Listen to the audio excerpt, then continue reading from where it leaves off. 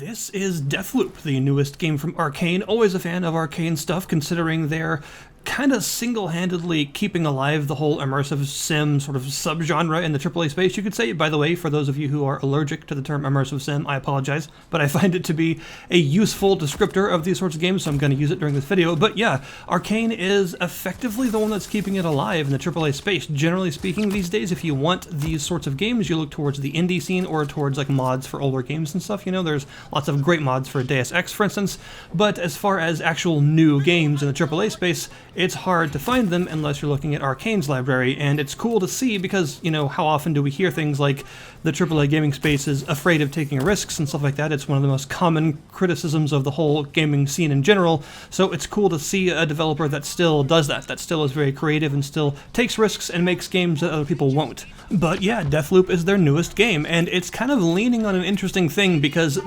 probably the weakest aspects of Arkane's game design so far has been their combat.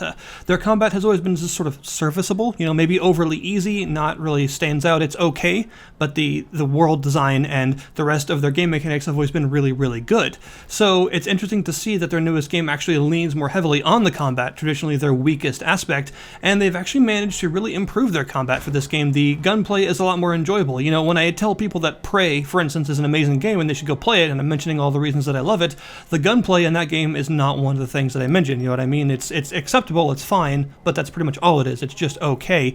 So it's interesting to see them sort of lean hard into what has traditionally been not their strength compared to the other things they do very well. And I gotta say, the gunplay in this game is actually quite good. They've managed to up their combat game a lot, which is a good thing because this game is very heavily based around combat. So the entire concept of Deathloop is that you are an assassin trapped on this island, replaying the same day over and over. You have 8 targets on this island, and the only way to break the loop and free yourself is to kill all 8 of them in the same loop so that there's no time for them to reset. There's also a sort of counter-sniping assassin on the island that is there to stop you. And the game is really all about exploring the island and figuring out the most direct way to get each of these targets in one day, because there's only certain times when they will cross paths enough for you to actually be able to kill all of them, because the island is split up into 4 sections and you can only go to one section at a time. Obviously these sections themselves are quite large and pretty varied in the sort of terrain that they represent, but you can only go to one section at a time and you are on the clock. Now when you're actually in a section of the island, time does not advance. You can take as long as you want exploring around and solving puzzles and things like that, but when you go to another section of the island, time advances. There are 4 units, I guess, of time that you can actually go through. There's morning, noon, afternoon, and evening, and you have to actually do everything that you have to do within those 4 time slots, because as soon as evening passes back into morning, the loop resets and you're back at the beginning. Each area of the island can have a vastly different situation going on depending on what time of day you're actually visiting it. You know, there may be some areas that are quite empty in the morning but are bustling and full of guards and stuff during the evening, so you have to not only plan for where you're actually going to find each of your targets most efficiently, but also how you're going to get around these areas, because you may be forced into one area of the island that you don't necessarily want to visit during a certain time slot because that's the best time to find one of your targets that you have left. You have quite a few different tools at your disposal that you're able to use to solve things your own way. As is traditional with the whole immersive sim idea, there are quite a few different ways around your problems. You can have 3 different weapons equipped at any given time, as well as a machete for like silent takedowns and the like. You also have the ubiquitous hack-a-majig, which is a very useful little tool that allows you to hack things at a distance, like opening doors, commandeering turrets, messing with other security systems and causing distractions and such.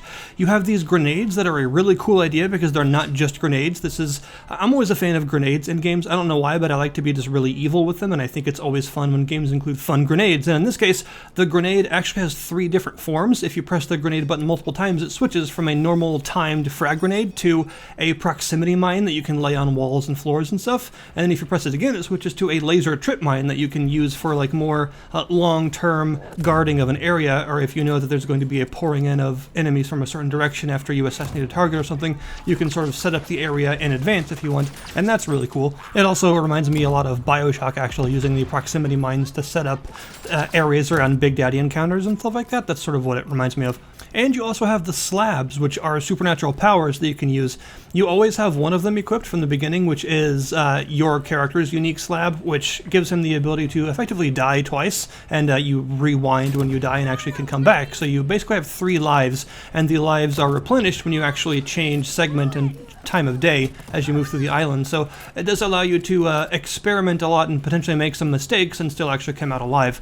And the other 2 slots can equip whatever slab you want, and you gain slabs by killing your assassination targets. So each one has their own specific slab, and they are not shy about using it against you in combat, by the way. So for instance, like the Carnesis slab, one you may have seen in the promotional material for this game, the one that allows you to throw enemies around telekinesis style, he will actually use that against you. If you get his attention and you don't assassinate him actually and enter into open combat with him, he'll just straight up throw you through windows and stuff with it, and it makes him a lot harder to kill, which is a really cool feature. I like that they're actually able to use these powers full force against you like you would against them. But yeah, that's one of the main reasons that you want to assassinate these targets at first, is to get their powers to make your runs easier as you go through the game. And the cool thing about this is each power also has 4 different upgrades that you can get for it, and you can equip 2 of them at any given time.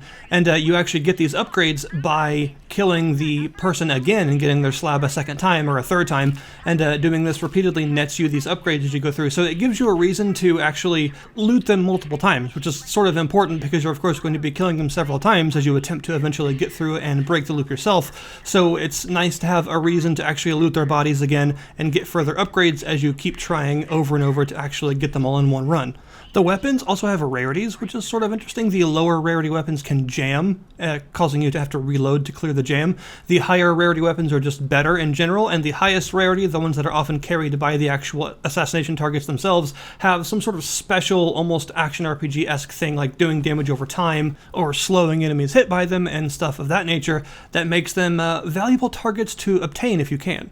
You can also find trinkets here and there. Some enemies will drop them, and you can also find them as just treasure in certain places. And trinkets are split into personal trinkets, which you equip to yourself and give you passive abilities like, extra increased health, extra health regeneration, a double jump, all sorts of stuff like that. And you can find weapon trinkets that you can equip to weapons themselves. Higher rarity weapons have more trinket slots to modify them, and these act pretty much like weapon mods of various kinds, making them stronger or more accurate or more efficient in different ways. So as you go through the game, you're going to be getting more and more powerful and able to face more and more enemies to hopefully break the loop efficiently.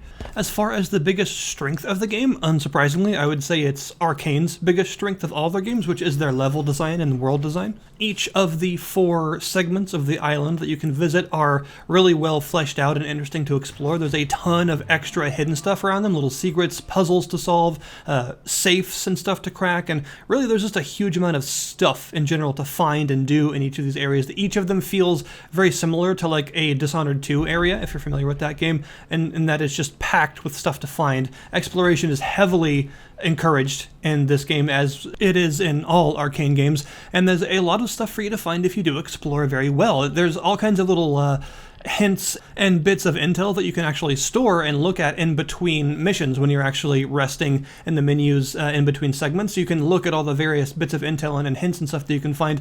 You can hear conversations that give you little bits of insight on where your targets will be at different times of day. You can find combinations to safes, that way you can actually get back in that safe on each loop if you need to, and all sorts of things like that to make each loop a little bit different than the last and make sure that your exploring is rewarded by giving you more permanent rewards that you can keep, and that is involved in the residuum mechanic, which residuum is a resource that you get from absorbing it from certain glowing items in the environment. You also get a lot of it from absorbing the body of an assassination target, but it takes a while to do that, and chances are if you just killed someone, there might be some people on the way, so you have to make sure to do it carefully.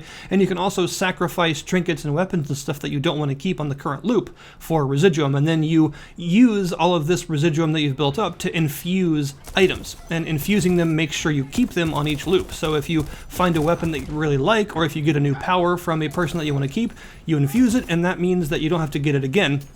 And this is, of course, the way that you upgrade those powers, because, of course, if you don't infuse it and you obtain it again, then you'll just obtain the power a second time. But if you keep it infused, every subsequent time that you actually get the power, you'll get its upgrade. So the whole infusion system is very important to making yourself more powerful over time and more able to take on the tougher later game challenges as you get more used to assassinating more targets in one run, because the game has an adaptive AI system. It works kind of like a micro version of Dishonored's chaos system, you could say. This game does not punish you for going loud. You are encouraged to actually kill people. Unlike Dishonored, there's a lot of combat in this game.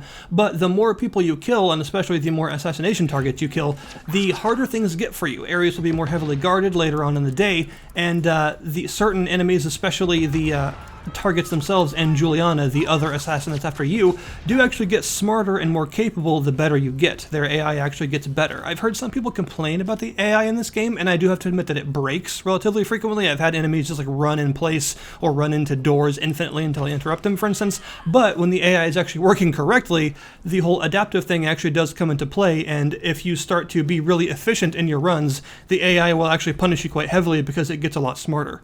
All this comes together to mean that pretty much the biggest strength of immersive sims that this game is leaning on is also sort of a double-edged sword for it, because the game is effectively split into two phases, you could say, the sort of idea of creativity versus efficiency, the sort of exploratory phase, and then the serious phase. And the exploratory phase is where the game really shines. This is when you're first exploring each area, you're first trying to figure out how to use each of the powers and to get some new weapons for your arsenal, you're first upgrading all of your powers, and you're trying to figure out the creative kills for each of the targets, because similar to Dishonored, each target has a sort of specific creative kill that you can use on them to get an achievement, as well as just take them out. It's sort of a fun thing to try and figure out how it all works.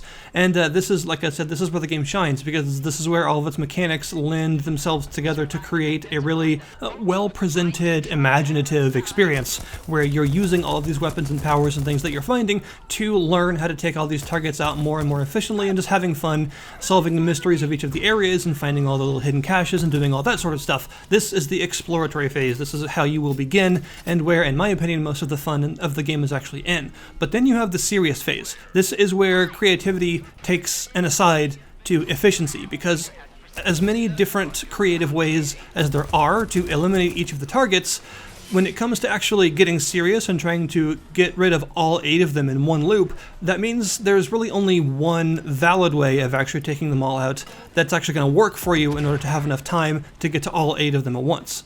You know, one of the biggest strengths of immersive sims is the idea of the multiple playthrough experience, where you will play through once as an extremely stealthy character looking for every non-violent sort of pacifist option that you can, ghosting through all of the levels and making it so no one ever knew you were there, and then you'll play again as just a destroyer of worlds, murdering absolutely everything and being as violent as possible. And the strength of the whole loop mechanic means that you get that multiple playthrough experience in one playthrough, because you can assassinate one of your targets as quickly and quietly as possible once, and then on the next loop, maybe you just run in guns blazing, kill everyone, throw them out the window, and leave. So this whole looping idea really leans on one of the biggest strengths of the whole immersive sim sub-genre thing that you want to call it, because it's all about taking each different possible path that you can through an area and trying a different one next time, and then trying a different one the time after that, until you come up with what's perhaps the most efficient solution. But of course, the other edge to that sword is that the efficient solution is the only one that's actually going to matter when it comes time to assassinate all 8 of them in one run, because as creative as you can be during the exploratory phase when you're first figuring things out, all of that creativity eventually boils down to just pure cold efficiency when it actually comes time to do it all for real. So it's sort of an interesting dichotomy. It's basically the opposite of Dishonored, whereas in Dishonored you're sort of working outwards. You know, you start with a very clear objective and a sort of linear pathway to your target, and the whole point of Dishonored is to work outwards from there, figure out all of the extra narratives that are happening in that map, figure out all the creative solutions to your problems, and oftentimes figure out the non-lethal solution to your main target. Deathloop is exactly the opposite. You're basically working backward. You start with a very wide area and you have to narrow all of that down, working backwards to eventually figure out what is the most direct, efficient solution in each map at each time of day. The game does have some other problems, as I'm sure everyone is aware by now. For instance, the performance is a mess. On my setup, which is using an RTX 3080 and the newest gen of Ryzen 16-core processors, it runs flawlessly, except for when it doesn't. I don't understand the performance issues in this game, but sometimes it just decides that it doesn't want to work anymore, and it will just straight up crash to the desktop for no reason, or it will start to stutter so badly that it becomes completely unplayable, and after about 1 or 2 minutes of trying to work through the stuttering, it'll crash. I don't know what causes this, I don't know why it does this, it seems totally random as to when it happens or if it's going to happen at all, but the performance of this game clearly needs a little bit of work. However, the current beta that is meant to help absolve these stuttering issues has made a huge difference, so that's a clear step up from Dishonored 2, where that game took a long time to be fixed for a lot of people to be able to play it. It's clear they're working much faster on a solution this time around, so hopefully those stuttering issues will be resolved soon. The sound design is also an interesting bit of a sort of a mixed bag, because like half of it is really, really good, really satisfying, meaty sounds for your powers. Some of the weapons sound really nice. The overall atmospheric sounds of people talking and stuff is all really nice. But some of the sounds are really odd. They have a really weird characteristic of kind of like when a metal concert is recorded on a phone, where like really low frequencies happen and it sort of bottoms out the sound and everything goes quiet for a second as the sound sort of clips on the low end and then resets itself. Some of the sounds do that in this game, and I don't know why. Some of the weapon sounds in particular, every time you fire them, everything sort of goes quiet for a second and then resets. It's really weird. It's a very strange, deliberate choice to make some of the sounds do that. And there are also some sounds that are very, very quiet, to the point that some weapons actually have a very metallic sound effect from firing them, because the actual cycling of the gun is louder than the gunshots, which is an odd choice. But all of the ugliness aside, I do think Deathloop is another Arkane game. It is playing to their strengths of excellent world design, while also helping to shore up some of their weaknesses by having the combat design actually be quite good this time around and not as easy as Dishonored was. Although it's still not amazing combat, it's not groundbreaking, it is better than the, say, gunplay in Prey or the overall very overly easy combat in Dishonored. I think it makes for a nice medium, and especially on higher difficulties where you and the enemies both die very quickly, it makes for a pretty fun time. I think it is an inventive game. I think it shows Arkane's continued insistence on being very creative and on pushing the limits of what AAA games are willing to accept, which I really appreciate that, because like we said, you know, AAA gaming space is often allergic to taking risks, so it's nice to see someone in that space still willing to make games and subgenres like this that have very few entries coming out. So I think it's a great game, genuinely, but I think that if you're looking to get it, maybe you should wait until the hopefully coming soon patch actually comes out and fixes those stuttering problems, because as it stands right now, the performance is too much of a mixed bag for me to say definitely go and buy it right now, because there might be a chance that you might not actually be able to play it until these issues are resolved. But yeah, that's my take on Deathloop. It's a very fun assassination experience with some really cool powers and some nice gunplay, and very, very good atmosphere, a really cool sort of 60s retro future aesthetic, and also the voice acting and the dialogue between the main character and the main assassin leader, Juliana, is excellent. Both of their voice actors are awesome. Their acting performance is really natural and great sounding and genuinely very funny at times. That's actually one of the best aspects of the game in my opinion, especially the main voice actor himself has a fantastic voice and really, really good delivery. He really makes the performance extremely good. So yeah, that's Deathloop. Go and check it out in the description below this video if you would like. Thank you guys very much for watching. Keep an eye out for a patch, and I'll see you next time.